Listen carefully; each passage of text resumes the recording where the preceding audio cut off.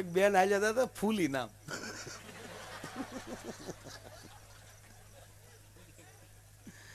અને પેલા તો એવું હતું ને ભાઈ કે જે દીકરીઓ રાહડે રમતી ને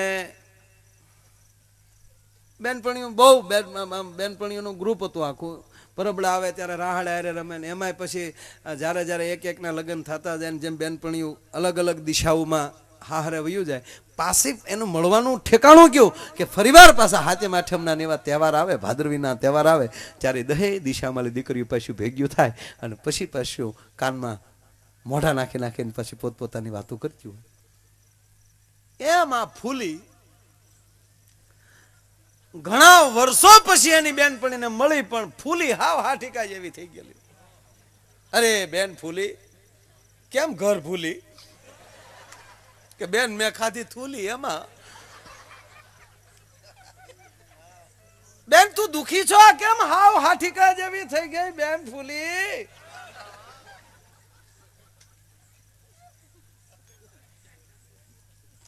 અને બેનું ને કારક દુઃખ હોય ને એમાં કોઈ કહેવા વાળું હોવું જોઈએ. તરત કોઠો ખાલી કરી નાખે. શેડાના નાહુડાના ગોડાઉન ભર્યા હોય તરત બેન મારી પાસે બે તો કહું ને ફૂલી માથે કેવી કેવી વીતી તને શું ખબર હોય બેન? નાખ્યું પડે 20 વર્ષના વાણા વાઈ ગયા બેન આપણે. અરે પણ બેન ફૂલી વાત તો સાંભળ બેન બે ની દુબળી થઈ ગઈ સાંભળ હમણાં હું રાંડી બેન હું. અરે રે બેન મને તો ખબર નહીં નકર તો બે થીકું મારવા ન આવું.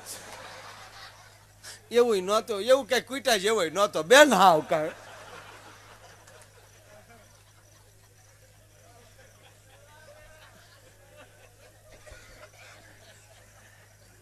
આ કૂટવાની વાત આવે એટલે એક દાખલો બીજો આપી દઉં કારણ કે હવે અમારો પ્રોગ્રામ ચાલુ થયો છો. હા અને આ પૈસાનો પ્રોગ્રામ નથી, પ્રેમનો પ્રોગ્રામ છે. માધુભાઈ ના પરિવાર સાથે મારે પરિવારના સંબંધ છે. હા નહીતર અત્યારે આ માયો કઈ ઓછી માયા નથી પણ અહીંયા ઈનો ઈ છો. મને કોઈ ફેરફાર નહીં. અમારું ઘર સમજીને આવું છું. ક્યારેક ક્યારેક અમુક પ્રોગ્રામમાં ઈ મોડા પડે મારા બીજાનું લેવાઈ ગયેલી હોય તારીખ એમાં હું નથી ફેરફાર કરતો એ તો એને ખબર છે. પણ કોઈ અરે આપણે ખોટું બોલીએ જ નહીં પણ આ તો મિત્રો સાથે તો મરીએ તો ખોટું ન બોલીએ ને. એટલે ફૂલી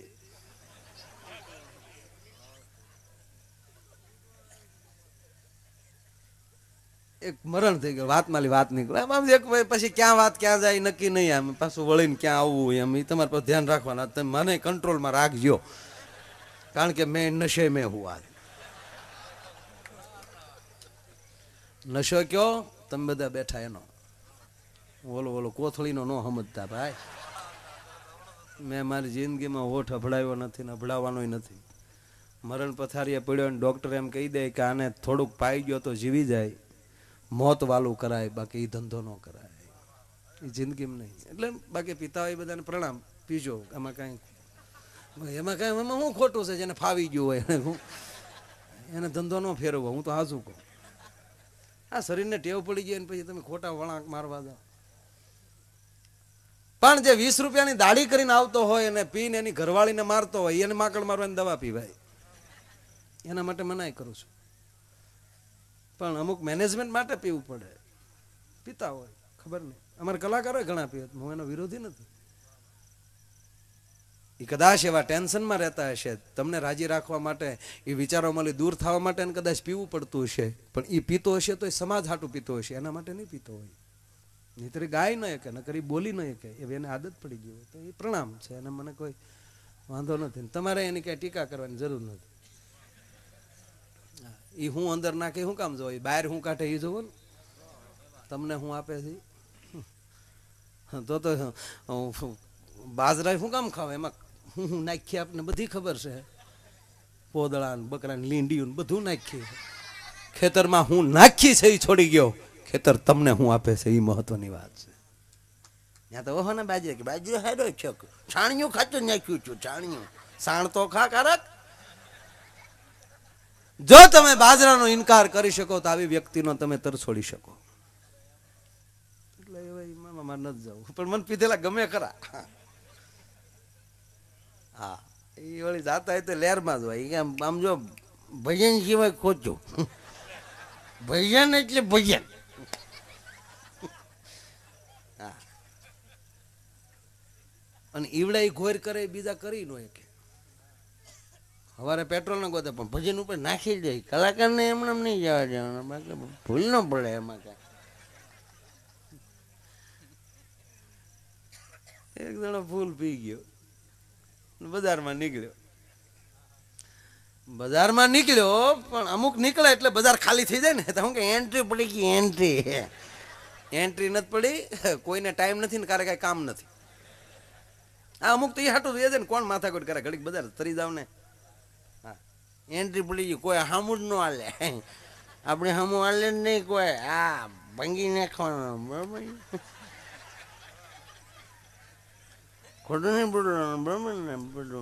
બધું ગોઠવાઈ ગયું છે, બધું બરાબર છે. બરાબર, તારે ખોટા દાંત નહીં કરવાનું.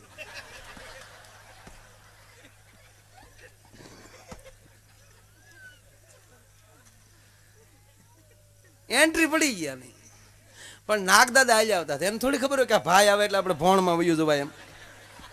અને એને બિચારાને ખબર જ નહોતું કરી, એટલે એ બી જાય. નાગદાદા હમો હાથ ડગલાયેલો, એ કોઈ નહીં ને તું મારે હમો ખેલારા મારે, એટલે શું સમજે છે એકચ્યુઅલી તું મને?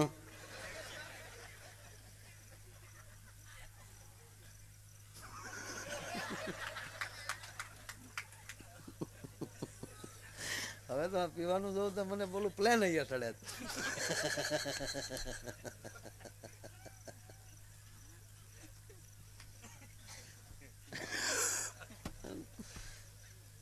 નાગદાદા ને કીધું તને નહીં ભાઈડા ભેટ્યા હોય, કોની સામો હાલ છો તને ખબર છે? હા, નાગ પાસે એમને જે તને બધા દૂધ પીવડાવે, એમને રોજ તને નહીં મરડ ભેટ્યા હોય એમ કરીને એની પૂંછડી પર પગ માર્યો. ઓલે મોઢું જોયા વગર પગના ફણામાં ડંખ માર્યો હતા, પાછો પગમાં. હજી કઈ ન કે તારી મનની મનમાં રહી જાય. ઝેરના દીકરા શબ્દ. પાછા માણસો એમ કે ઝેરના પારખ્યા ન હોય, આનાથી કેટલાક પારખ્યા કરવા મારે. હાલ કઈ ન કે મનની મનમાં રહી જાય. કઈ નવકુળ નાગના પેટ ન હોય તો કેડી જાય.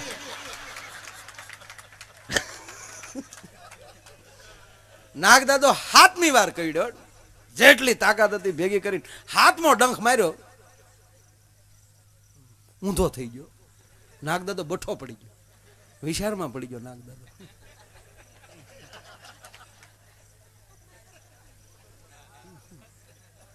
નાગદાદો ને સામું જોયા, ક્યાં નો છો?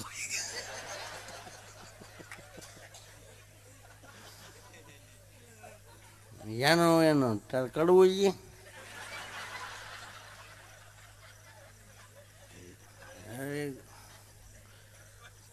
અખતો કરી છે. નાગદાદો વિશે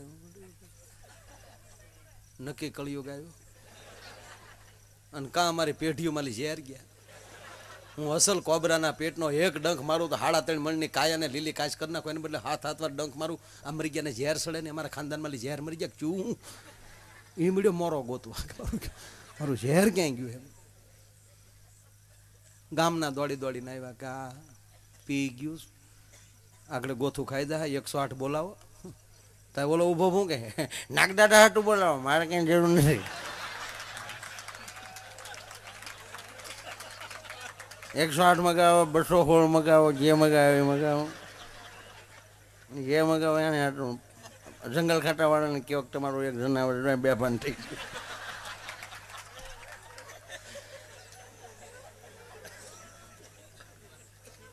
ગામના કે આ પી ગયેલો છે, આગળ ઉતરશે તો ઝેર સડીને પૂરું થઈ જાય. આ મૂળ કેપમાં બોલે, કોઈક બૂટ કાઢીને જોવો તો ખરા કેટલા ડંખ માર્યા. ગામના તેણે પકડ્યો ને 2 બૂટ કાઢ્યા. બૂટ કાઢીને જોયું ત્યારે ખબર પડે કે પગ પ્લાસ્ટિકનો છે. ફળના દીકરા નાગણી ડોકમાં ગાળિયા નાખ્યા.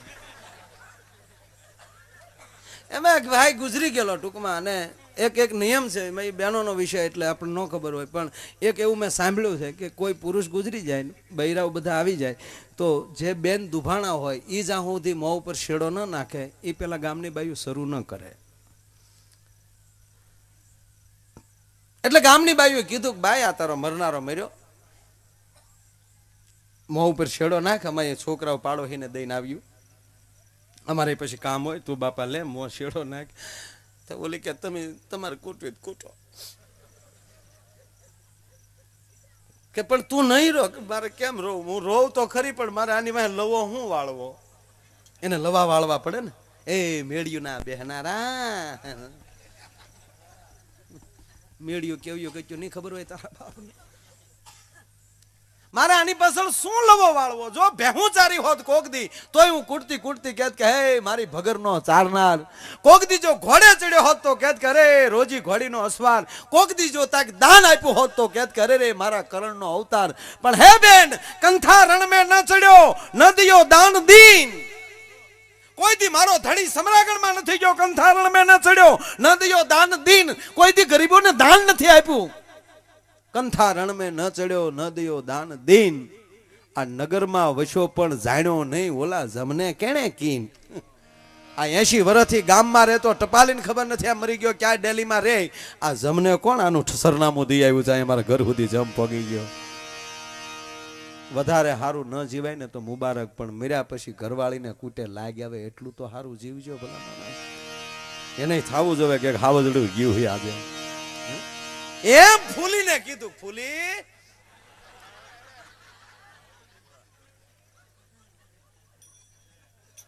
એ બેન ફૂલી, નામ કલ્પનિક છે.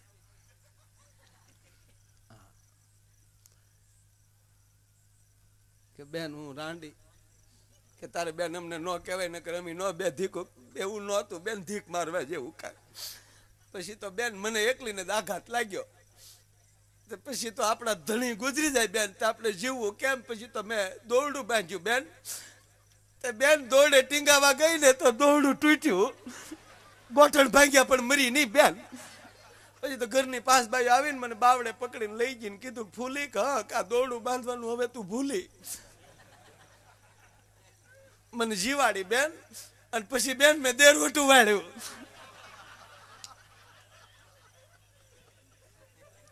તે 2 વર્ષ ઈ જીવ્યા, 2 વર્ષ પછી ઈ ગુજરી ગયા બેન. મારે રંડા પર રિપીટ થયો બેન.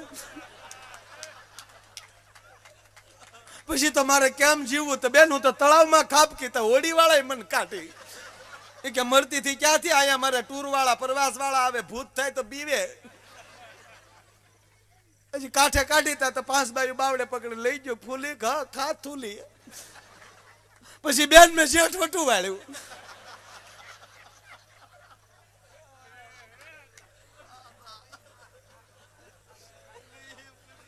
હેટ્રિક છું બેન, મારે હેટ્રિક છું.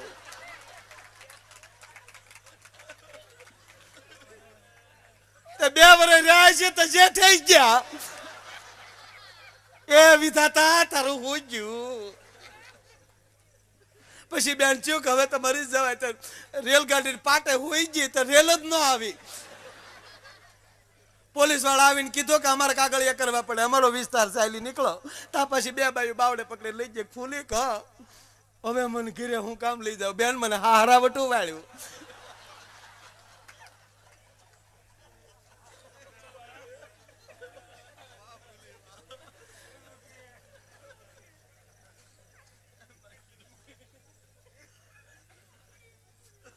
બેન દેર ને જેઠ બરાબર ઠીક. હવે આ કેટલી ઘડી રહે બેન? 6 મહિનામાં હારાઈ ગયા. ફૂલી આયા ઘર ભૂલી બેન પાછી. તાકે હવે તાકે એક દીકરો વળી ગયો ને એક પાછો થયો. આ સંસ્કાર નથી, આ ફોરેનની સિસ્ટમ છે, આ અમેરિકાની સિસ્ટમ છે. સાહેબ આ દેશની સંસ્કૃતિ તો એવી છે, ખાલી સંબંધ થયો હોય લગ્ન ન થયા હોય અને સામે પુરુષનો જે છોકરાની સાથે સંબંધ કર્યો હોય એવા અનેક ઇતિહાસો છે. એ ગુજરી જાય, એનું અવસાન થાય એટલે દીકરાના માવતરો છે એ અહીંયા આવી અને એ દીકરીના બાપને એટલું કે બાપા ભગવાન ઊંધો નાખી દીધો, આ પરથી ફરે એવું છે નહીં, અમે તમને પગે લાગે ને કે દીકરીનો ગમે ત્યાં ગોળ ખાઈ લેજો.